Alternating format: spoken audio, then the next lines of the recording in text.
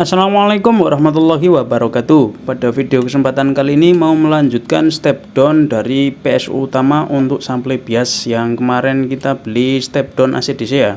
Tapi ini tak siapkan dulu, ini untuk solder-soldernya, untuk pemanasnya tak siapkan dulu. Kemarin kita beli step down AC/DC. Nah, ini dari PSU utama DC ya, masuk ke sini DC.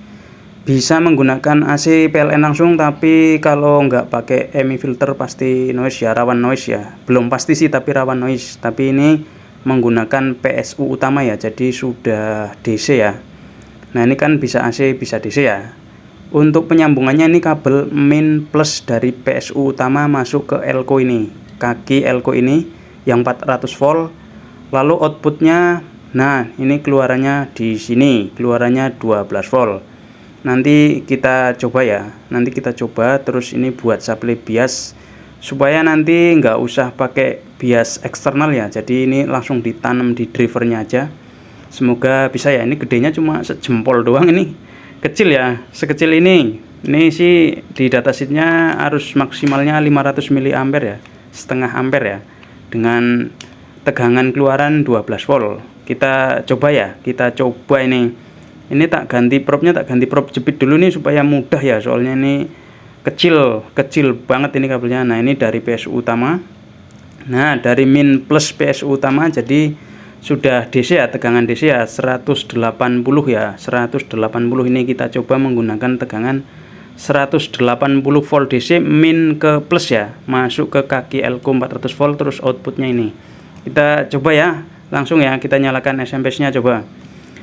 Tapi listrik di sini ngedrop ya, jadi ini outputnya pasti nggak sampai 180 ya, mungkin 170-an mungkin. Kita coba nyalakan ya, ini udah mati lampunya, kita bypass langsung.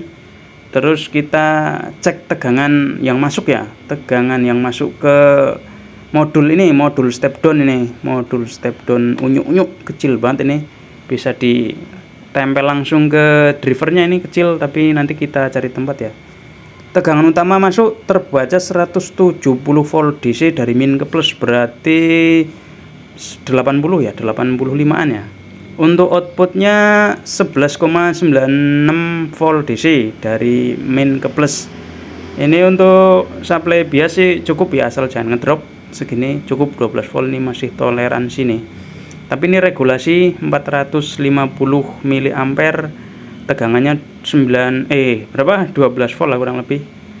Aman sih. Ini tak coba konsletin dulu, kita coba kehandalannya, tapi ini masih nyala ternyata ya, dikonsletin nyala, jadi nggak jeblok ya, dikonsletin nggak jeblok. Ini tak solder lagi. Untuk tegangan yang mau buat sampling bias ini kita solder dulu. Nah, ini jangan dipegang, ini 170 volt DC, kalau dipegang nyetrum ya, ini ya jangan dipegang untuk inputnya, tetap nyetrum. Ini terpisah ya, sekunder dan primernya insulated, jadi terpisah ya. Jadi untuk bias sih seharusnya aman ya, karena ada primer dan ada sekunder, begitu ya.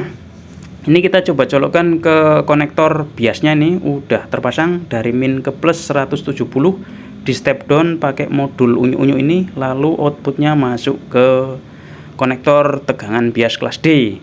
Kita coba nyalakan SMS-nya, kita coba meleduk apa enggak nih.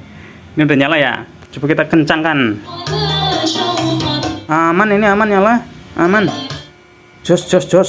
Coba kita pause dulu, kita pause, terus kita kencangkan volumenya, kita fullin. Nah, ini kita pause dulu, kita fullin